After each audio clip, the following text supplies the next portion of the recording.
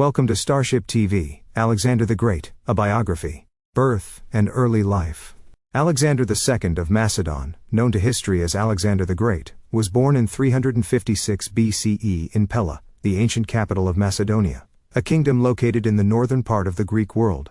He was the son of King Philip II, a formidable military leader who unified the Greek city-states under Macedonian rule, and Queen Olympias, a princess from the region of Epirus, who claimed descent from Achilles. From a young age, Alexander exhibited an insatiable curiosity and a remarkable intellect. Recognizing his son's potential, Philip II sought the best education for him. Education, and Aristotle's influence. At the age of 13, Alexander became a pupil of the renowned philosopher Aristotle. Under Aristotle's guidance, he was educated in a broad range of subjects, including philosophy, science, medicine, ethics and politics. Aristotle instilled in Alexander a love for Homeric literature, especially the Iliad, which Alexander reportedly kept with him throughout his life. Aristotle's teachings played a crucial role in shaping Alexander's worldview. He was taught to appreciate Greek culture and values, but also to think critically and pursue knowledge wherever it might be found. This fusion of Greek intellectualism and personal ambition later influenced Alexander's vision of a multicultural empire. The teaching relationship between Aristotle and Alexander. 1. Aristotle chosen as tutor, c. 343 BCE. Philip II of Macedon invited Aristotle, then in his late 30s, to become Alexander's tutor. Aristotle was a student of Plato, and already a prominent philosopher. Philip provided Aristotle with the Temple of the Nymphs at Mieza, in a secluded area near Pella, where Aristotle could teach Alexander and a small group of noble youths in private. 2. Curriculum and areas of study. Aristotle's lessons were broad and aimed to prepare Alexander for leadership. Philosophy, especially ethics, logic, and metaphysics. Alexander is said to have developed a love for Homer and the Iliad, which Aristotle annotated for him. Politics and governance. Aristotle believed in a natural hierarchy of people, a view Alexander would later both apply and challenge in his campaigns. Science and medicine. Alexander reportedly gained a working knowledge of biology and medicine. He is said to have carried medical texts and treated soldiers himself. Rhetoric and public speaking. As a future king, Alexander was trained in persuasive oratory and diplomacy. Geography and natural history. Aristotle's influence is evident in Alexander's curiosity about the lands he conquered, as he sent plant and animal specimens back to Greece during his campaigns. 3. Influence of Homer and the heroic ideal. Aristotle fueled Alexander's admiration for Achilles from Homer's Iliad. Alexander kept a copy of the Iliad, said to be annotated by Aristotle, under his pillow. He modeled aspects of his life after Achilles, viewing himself as a living embodiment of the Homeric hero. Tensions and philosophical differences. Though Alexander respected Aristotle, their relationship cooled over time. 1. Cultural universalism versus Greek supremacy. Aristotle viewed non-Greeks as barbarians, naturally inferior to Greeks. Alexander, in contrast, embraced Persian, Egyptian and Indian customs, often marrying local women and encouraging cultural blending, something Aristotle would likely have disapproved of. 2. Execution of Callisthenes. Callisthenes, a nephew or relative of Aristotle and court historian to Alexander, criticized Alexander's adoption of Persian court customs, especially proskynesis, ritual prostration. Callisthenes was later executed or died in prison, damaging relations between Alexander and Aristotle, though direct blame is debated. Legacy and long-term impact. Alexander spread Aristotle's influence unknowingly, by encouraging inquiry and scholarship within his empire. The libraries and centers of learning established during and after his conquests helped preserve and disseminate Greek philosophy. While Alexander may have outgrown his teacher's rigid ideas, Aristotle shaped his early mindset, instilling a lifelong thirst for knowledge and a belief in rational order, which he carried into empire building. Did they correspond later? There are no surviving letters between Alexander and Aristotle, but ancient authors like Plutarch mention alleged correspondence. One such story claims Alexander was displeased that Aristotle published certain works which he thought should be exclusive to royalty, though this is anecdotal. Summary. While hard evidence is sparse, it's widely accepted that Aristotle taught Alexander from about age 13 to 16. Their studies covered science, philosophy, literature, politics, and medicine. Aristotle left a lasting intellectual mark on Alexander, even as their worldviews later diverged. Rise to power. Following the assassination of Philip II in 336 BCE, Alexander ascended the throne at just 20 years old. Facing immediate challenges from rival claimants and rebellious territories, he swiftly consolidated power. His charisma, strategic skill, and decisive action helped him secure the loyalty of the Macedonian nobility and army. Once his authority was solidified at home, Alexander turned his attention to his father's unfinished plan, the conquest of the Persian Empire. Campaigns and conquests. Invasion of the Persian Empire. In 334 BCE, Alexander launched his campaign against the Persian Empire, then ruled by Darius III. His army, though significantly smaller, was well trained and fiercely loyal. Battle of Granicus 334 BCE, Alexander achieved his first major victory against Persian satraps in Asia Minor. Battle of Issus 333 BCE, he decisively defeated Darius III, who fled the battlefield, leaving behind his family. Siege of Tyre 332 BCE, a remarkable engineering feat. Alexander built a causeway to reach the island city and conquered it after a 7-month siege. Conquest of Egypt, 332 to 331 BCE, Alexander was welcomed as a liberator in Egypt. He founded the city of Alexandria, which would become a major center of learning and culture. Battle of Gaugamela 331 BCE, perhaps his greatest triumph. This battle led to the collapse of the Persian Empire and the flight and eventual death of Darius III. Eastward expansion. Not content with the fall of Persia, Alexander pressed further east. Campaign in Bactria and Sogdiana, 330 to 327 BCE. Alexander encountered stiff resistance in Central Asia, especially from guerrilla fighters. He married Roxana, a local noblewoman, to secure loyalty. Invasion of India 327 to 325 BCE, Alexander crossed the Hindu Kush into the Indian subcontinent. His most famous battle there was against King Porus at the Battle of the Hydaspes River, 326 BCE. Impressed by Porus's bravery, Alexander reinstated him as a vassal ruler. However, after years of campaigning, Alexander's army, exhausted and homesick, refused to march further east. He turned back, traveling down the Indus River and then across the harsh Gedrosian desert, suffering heavy losses. Return and death. In 324 BCE, Alexander returned to Babylon, which he intended to make the capital of his vast empire. He began planning new campaigns, including an invasion of Arabia and further consolidations in the west. In June 323 BCE, at the age of 32, Alexander fell ill and died in Babylon. The exact cause of his death remains unknown and has been attributed to malaria, typhoid fever, poisoning, or autoimmune disease. Why was Alexander the Great so successful militarily? Alexander the Great's military success was the result of a powerful combination of inherited resources, personal leadership, strategic brilliance, and adaptability. He fused the military traditions of Greece and Macedonia with his own innovations, enabling him to conquer one of the largest empires in history by the age of 30. 1. Inherited a powerful military machine. Alexander inherited a highly trained and organized army from his father, King Philip II of Macedon. Philip had reformed the Macedonian military by introducing the phalanx formation with long spears called sarissas, creating a professional standing army with full-time soldiers, integrating combined arms tactics, using cavalry, infantry, archers, and siege weapons together on the battlefield. Alexander began his campaigns with an elite force, disciplined and deeply loyal. 2. Charismatic leadership and personal courage. Alexander was a charismatic commander who fought alongside his troops, often placing himself in danger. He led by example. At the Battle of Granicus, he personally led the charge across a river. At the Battle of the Hydaspes, he used risky flanking maneuvers to outwit a numerically superior force.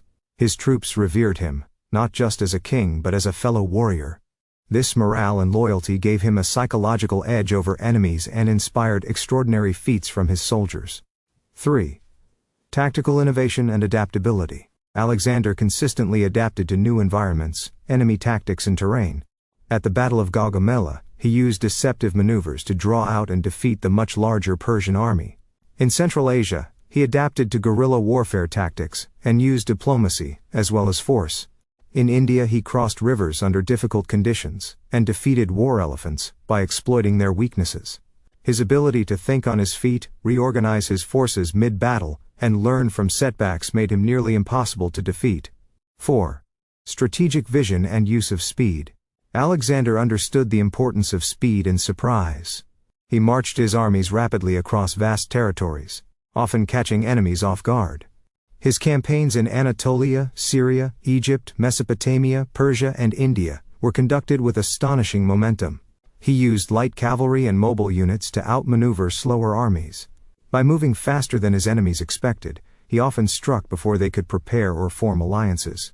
5. Psychological warfare and diplomacy. Alexander used psychological tactics as well as brute force. He spread stories of his invincibility and divine ancestry, claiming descent from Zeus Ammon, intimidating opponents before battle. He treated conquered peoples and leaders with unexpected generosity, turning former enemies into allies. In regions like Persia and Bactria, he adopted local customs, wore native dress, and married local women, securing loyalty through cultural integration. 6. Engineering and siege capabilities. Alexander employed advanced military engineering. He built siege towers, battering rams, and massive causeways, as seen at the Siege of Tyre 332 BCE, which demonstrated unmatched persistence and ingenuity. His engineers and architects were capable of building bridges, roads, and infrastructure to support long campaigns far from supply lines. 7. Intelligence and reconnaissance. He placed great importance on scouting, intelligence, and local knowledge. Before battles, he gathered detailed information about enemy positions, terrain, and fortifications. He recruited guides, interpreters, and local allies to navigate foreign lands and gather intelligence. 8. Unification of diverse forces. Alexander commanded not just Macedonians, but also Greeks, Persians, Scythians, and Indians. He was able to integrate diverse groups into a cohesive force through shared goals and rewards. Religious and cultural respect. Promotion based on merit rather than ethnicity. This multi-ethnic army became a model of imperial administration. Alexander the Great's military success cannot be attributed to a single factor. It was the synergy of preparation, brilliance, and vision that allowed him to defeat much larger empires, overcome challenging terrain, and maintain control over a vast multicultural domain. His reputation as one of history's greatest military commanders remains well-earned due to his unique ability to lead, inspire, innovate, and conquer on an unprecedented scale. Alexander the Great and the marriages in his empire. As Alexander the Great expanded his empire across Asia Minor, Egypt, Persia, and India, he not only conquered territory by force, but also sought to bind diverse peoples together through cultural and personal union. One of the most notable ways he did this was by encouraging and participating in intermarriage between Macedonian soldiers and women from the lands they conquered. These marriages were not just personal, they were political acts of diplomacy, integration, and empire building. Alexander's own marriages. 1. Roxana of Bactria, 327 BCE. Roxana was the daughter of a local nobleman from Bactria, modern Afghanistan. Alexander married her, after capturing a mountain fortress during his Central Asian campaign. The marriage was both romanticized and strategic. Roxana was known for her beauty, but the union also helped pacify the rebellious region. Roxana would later bear Alexander's only legitimate heir, Alexander IV, who was born after Alexander's death. 2. Statira II, and Parysatis II. 324 BCE. During the grand mass wedding ceremony at Susa, Alexander married two Persian princesses. Statira II, daughter of Darius III, the defeated Persian king. Parysatis II, daughter of Artaxerxes III, another former Persian monarch. These marriages were deliberate political gestures, symbolizing the merging of Macedonian and Persian royal bloodlines. They were meant to legitimize Alexander's claim to rule over the Persian Empire, and gain the support of its aristocracy.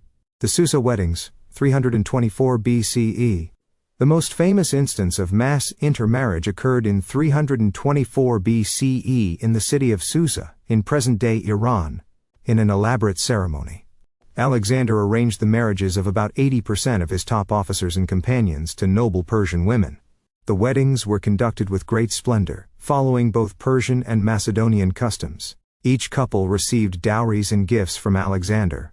The event was intended to unite Macedonian and Persian elites, fostering loyalty and a sense of shared destiny. Notable marriages included Hephaestion, Alexander's closest friend and general, married Drypetis, sister of Statira. Seleucus, a future king of the Seleucid Empire, married Apama, a Sogdian or Bactrian noblewoman. Unlike most of the others, Seleucus remained married to Apama for life. Motivations behind the marriages. 1. Political integration. Alexander aimed to blend Macedonian and Persian cultures. By encouraging intermarriage, he hoped to create a new ruling class that combined Greek and local traditions. He wanted to show that he was not just a conqueror, but a rightful king of Asia, adopting and respecting local customs. 2. Loyalty and unity. These marriages were intended to bind soldiers more closely to the territories they occupied, prevent rebellion by giving local elites a personal stake in the new regime, promote mutual respect and cultural exchange among diverse populations. 3. Personal conviction. Some historians argue that Alexander sincerely believed in the fusion of East and West. His personal interest in adopting Persian dress, customs, and even divine titles suggests he sought to build a new, multicultural empire, not just a Greek conquest of Asia. Reversal after Alexander's death. After Alexander died in 323 BCE, the political landscape shifted rapidly. Many of the Susa marriages were annulled by Alexander's successors. The Macedonian officers, no longer bound by Alexander's unifying vision, repudiated their Persian wives. Only a few, such as Seleucus and Apama, maintained their unions, which played a role in the founding of new dynasties. Roxana, Alexander's Bactrian wife, remained with him until his death. Afterward she gave birth to Alexander IV, but both she and the child were later murdered during the struggle for succession. Cultural legacy. Alexander's policy of intermarriage left a lasting legacy. It set a rare precedent in antiquity for state-sponsored cultural integration through marriage. It influenced the Hellenistic world, where Greek and Eastern customs often coexisted. It demonstrated Alexander's unique approach to empire building, not only through military conquest, but also through cultural synthesis. Although the immediate political effects of these marriages were short-lived, they symbolized the broader fusion of Greek and Asian civilizations that defined the Hellenistic era. Conclusion. Alexander the Great's encouragement of marriages between his soldiers and local women was a bold and unprecedented move in ancient history. These unions represented his ambition to unify East and West, not just through domination, but through shared blood, culture and legacy. While many of the marriages dissolved after his death, the idea of blending peoples under one rule helped shape the cultural landscape of the post-Alexandrian world. Possible burial locations. Alexander's death sparked immediate questions about his burial. Despite his expressed wish to be buried in the Siwa oasis in Egypt, where he had been declared the son of Zeus Ammon, his body became a political symbol. Memphis, Egypt, initially, his body may have been interred here. Alexandria, Egypt, later, Ptolemy I, one of his generals, transferred Alexander's remains to Alexandria, where a grand tomb or mausoleum was constructed. This site, known in antiquity, was visited by emperors such as Julius Caesar and Augustus. Lost tomb. Over time, the exact location of Alexander's final resting place was lost. Despite numerous claims and excavations, the tomb has never been definitively identified, making it one of history's great archaeological mysteries. Legacy. Alexander the Great left a legacy unmatched by any other conqueror in ancient history. His empire stretched from Greece to Egypt and as far east as India, and although it fragmented soon after his death, the Hellenistic culture he spread endured for centuries. His campaigns resulted in the fusion of Greek, Persian, Egyptian, and Indian cultures, fostering an age of scientific, artistic, and philosophical development across 3 continents. He remains a symbol of ambition, brilliance, and complexity, admired for his military genius and criticized for his ruthlessness. His life continues to inspire scholars, writers, and leaders around the world. You're watching Star